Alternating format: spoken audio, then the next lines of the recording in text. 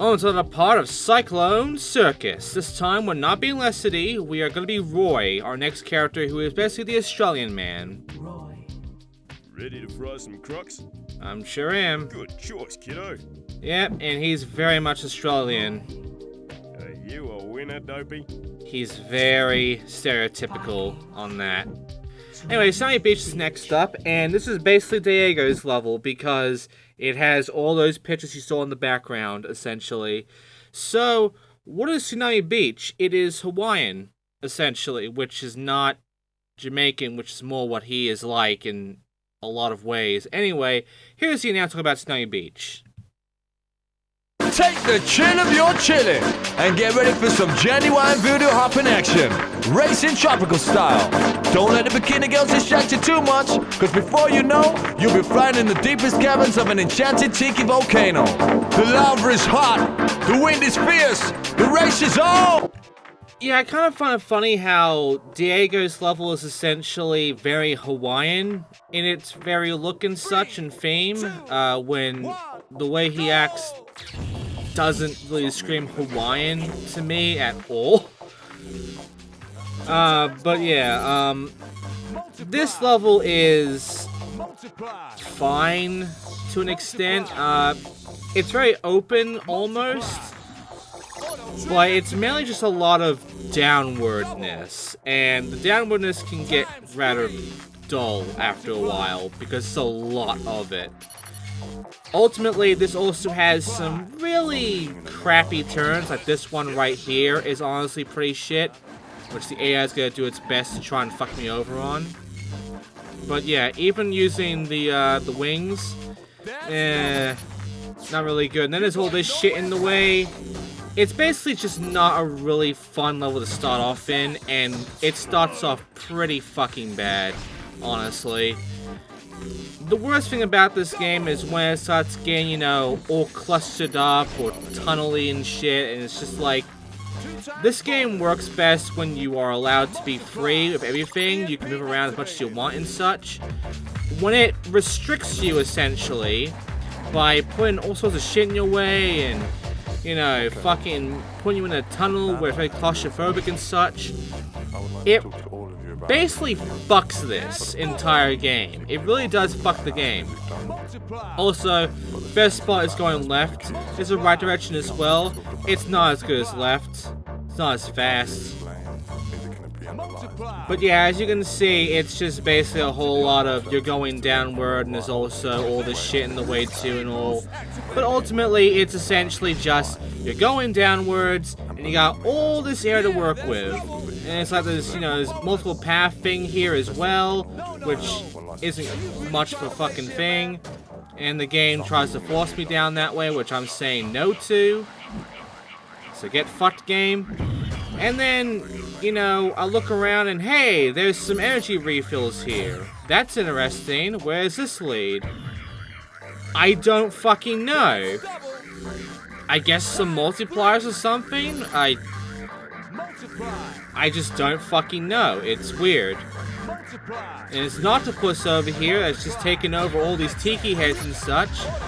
And, you know what, even with it being Hawaiian theme, I don't think, you know, there are tikis, but there's no, like, Eastern Island head tikis, you know?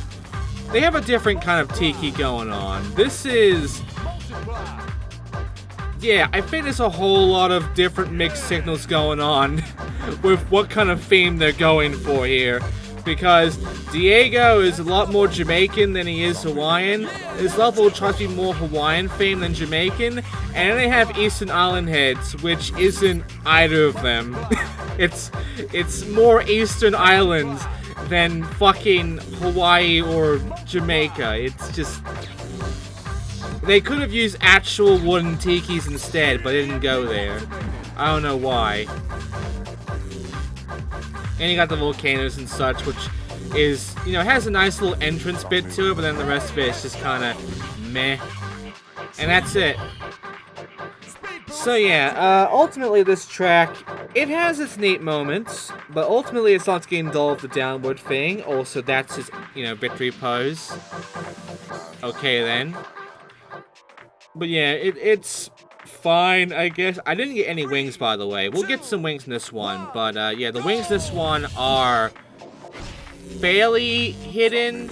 I mean, the game showed us like one of them during the flyby, but yeah, there are some ones that aren't going to be, you know, noticeable at all. One of them requires you to go the correct path.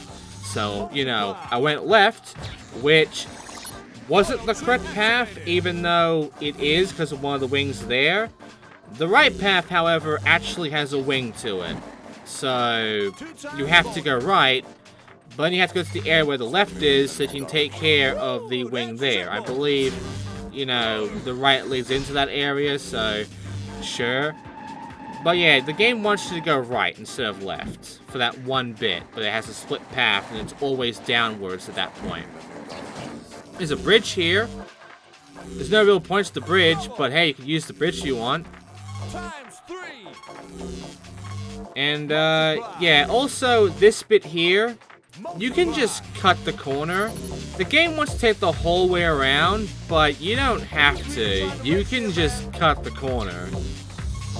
In fact, if you want to get through this fast enough, cutting the corner is going to be a good idea. Oh, and as for Roy, you know, with his wacky wallaby and having a skipper and shit like that, I'm not a huge fan of him. Again, he doesn't have very fast tricks and stuff, but he's also very stereotypical, to the point it's actually kind of insulting how stereotypical he is. I fucking hate it. I legitimately fucking hate Roy. His level is fine, but his fucking character, oh god, it's too much. It's too fucking much.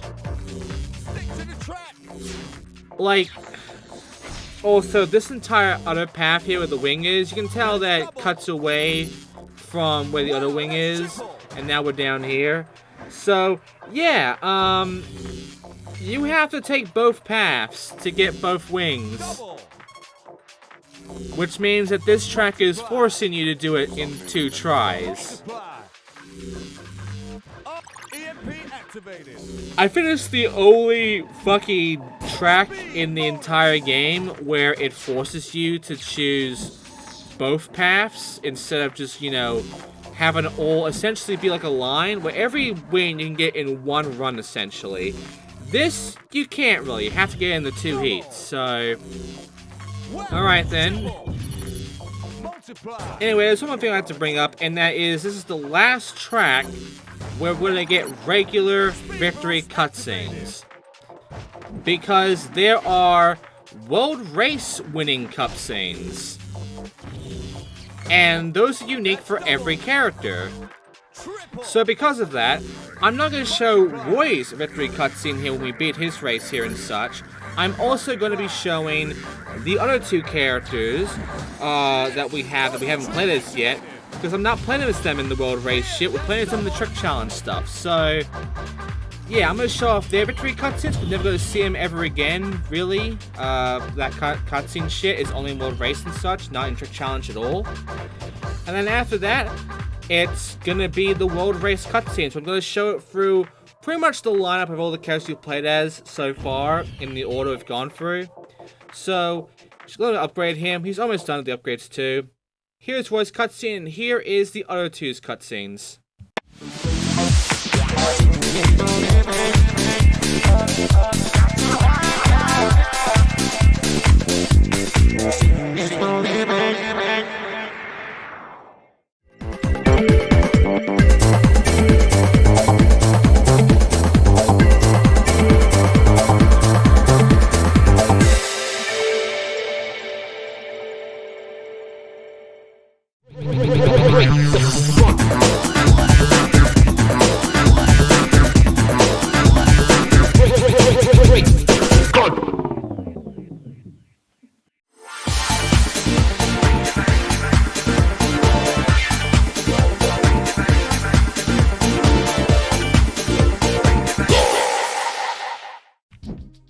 Wondering why I said 2 and not 3. That's because Kokitsune we're playing as next for the final race, Cyclone City, so she's excluded because she's in this part. But yeah, here are the wings, by the way. Here's one of the wings, which, you know, leads down this path here. This is a speed path here. I mean, I guess this can be faster. Like, if you go down here, you get a nice big boost. You go down that tunnel and such. I guess that's faster than just going forward. More than likely, you're gonna get your own boost at this point, so I mean... I'm not too sure it's faster to go down there, but I mean, you can try. And lastly, go down the very bottom path and you'll find it down here, this last wing. So yeah, that's all the wings. One of the wings near that fucking jump there, I believe I got a different way by just flying into it, and one of the other things was in the right path, essentially. So yeah, Roy is done now. I'm done with his fucking ass. Now it's time for Koketsune. It might be worse. Guide me well, my sensei. Yeah. Time to choose now. This is... this game shares great with nationalities, huh? The other nationalities in this game might be pissed off. Anyway, Cyclone City is our final level, and it is very open, essentially, but does have its bullshit moments as well. Here's the announcement about Cyclone City for you right now. Cool, crazy, wild, swinging, and sexy. Cyclone City brings you a spiced-up cocktail of high-tech atomic speedways and a voluptuous overload of kitschy space-age downtown. Get ready for some midnight racing in an ultra-wide plasma scope. Zoom! So yeah, as I said before, Raoul, you know, this isn't a French level, but Raoul is essentially like a punk raver, and this is basically a futuristic rave area. So yeah. Cyclone City, this is Raoul's level. Though you might notice it's, you know, it looks kind of Neo-Tokyo-ish, like... I can't even having a hard time saying that. Neo-Tokyo-ish. Because... yeah, it's the whole futuristic theme, and the way it looks more Japanese, you know? Especially since, like, Koketsune has, like, graphics around here as well, you know? And she's Japanese. Like, she is the Japanese character here.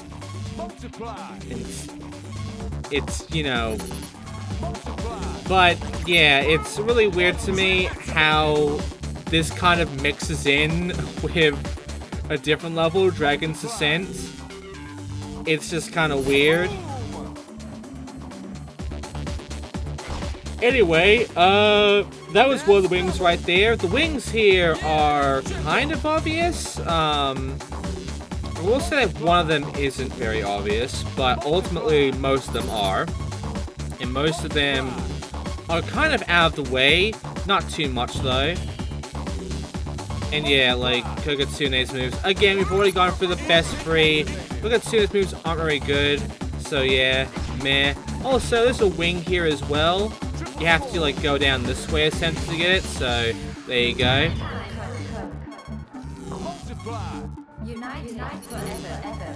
Also... yeah, the fucking... again, when you get to this part, you can see what I mean by the Neo-Tokyoism here. It's just... you got all these signs here and shit. It doesn't look quite like a future level. It looks more like cyberpunk-ish, I guess you can call it.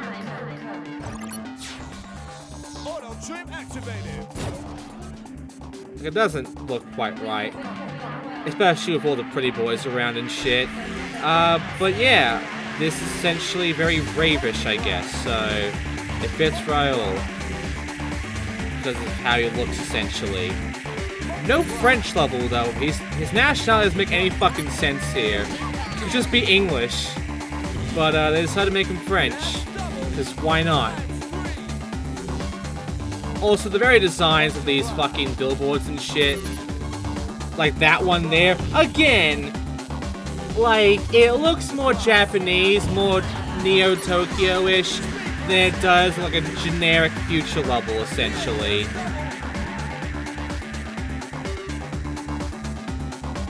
Anyway, Then you get this whole bit here, which I'm thinking is a really cool, wide open bit with all sorts of different turns and paths to go for and such. And it would be, if it wasn't for how extremely strict they are of the out of bounds thing. I kind of have to get a bit lucky on not getting fucked by it, because it's very easy to get fucked by it. It's not great. Also, I can't fly now, so that just happened. And that just happened, and they're catching up now. Oh no. Don't worry though, I got to the exit. The AI here is also rather fast this time. They are on hard now, but they're at their hardest here, I believe. So yeah, the AI here does not really fuck around. They will essentially really catch up here. They will even beat the fucking best time here. Why is it 4 minutes when the AI can also beat that time? Like, almost all of the AI could beat the best time. That's just a bad best time to give us. So yeah, the best times, when you go more forward in, become much easier to beat. Yeah, as I said beforehand, this is essentially just, you know, the end of World Race, basically. What we get after this is unique, special cutscenes. It's basically, you know, the characters winning the cup. Except, the way the cutscene actually works here, I'm not sure winning the award here is really good. Like, the way you know, get rewarded is, gotta admit, bit weird. But hey, I guess they're all happy to be ending up in that situation, so I mean, I won't judge, I guess. Triple bonus. EMP activated. Anyway, basically, this is the entire track. And I mean, it has a lot of open spots, a lot of good spots there. But it has that shitty zigzag bit at the start you saw there, and then it has the ending bit, where if they weren't so anal about the out of bounds shit in that one, it would be really fun. But they put out of bounds in between the fucking paths, so that sucks. Also, it's this tunnel area, which is just shit. Might be thinking this is a great path to go down in. It feels slow. It legitimately just feels really slow. And you get downwards and it's like, Hey, that's double. hey, you're over here now. And I guess it could be faster, but it legitimately just feels slow as fuck. I don't think it actually is that faster. It feels like it's not fast at all. And, yeah. That's it, really. I don't have much else to say about this one. I'll take care of the wings I missed later on, because I did miss it about 1 or 2. But, yeah, that's World Race. I got nothing else to say about this. I've been thinking there's a lot to say about this game. Not really. Like, when you get right down to it, the tracks are just honestly kind of samey at a lot of points. And when you're redoing tracks over and over and over and over and over again to get their stats up for this shit, because low stats would pretty much fuck you up and shit. And when you're trying to get yourself prepared for the next track and all because of that, it's just, it's so fucking boring after a while, because you've gone and done the same shit so many times that all the tracks start just feeling the same, and you don't have much to say because of that. But what I do have to say right now is we've beaten this, we've beaten the World Race, and we have now completed one character, which I'll complete for all the other characters as well to get all the stats up.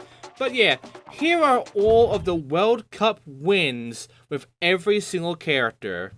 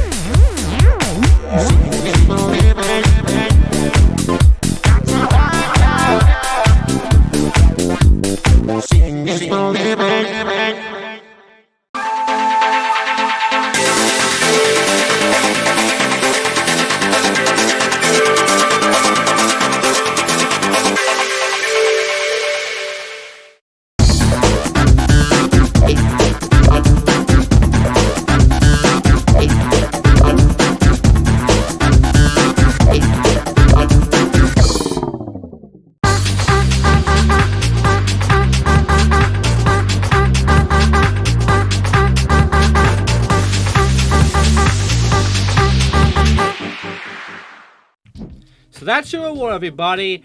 Everybody's gold now. Also, we're gonna get all the wings, so we're pretty much done there. But we also get a cup, and we also get this music change. So there you go. But there's also one thing. We didn't get the stats, did we? Well, we actually did. It's not noticeable, though. You have to go into View Car, and hey, there's the points. So yeah, you have to upgrade fully like that. But there you go. That is a fully upgraded Kokitsune, and she has the best jump, too. Anyone with a max stat is pretty much going to be a decent character, I guess, when it comes to stats. And hey, here's the artwork, which, I pretty much have all the artwork you can unlock when it comes to races.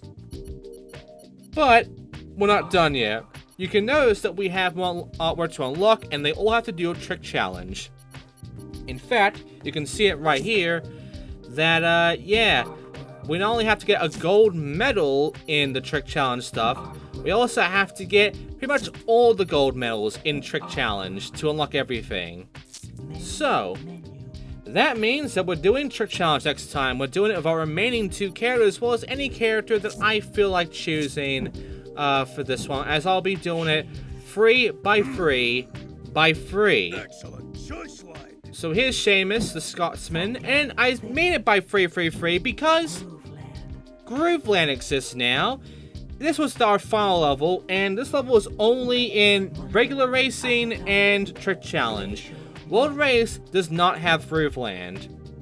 So next time we'll be going through all of these tracks again. I'll be going for the first 5 for the next part, and then after that, the final part, the last 4. And we're doing all of that next time in Cyclone Circus. So thanks for watching. I'll see you next time for Seamus, Alara, and the first 5 levels of Trick Challenge. See you then.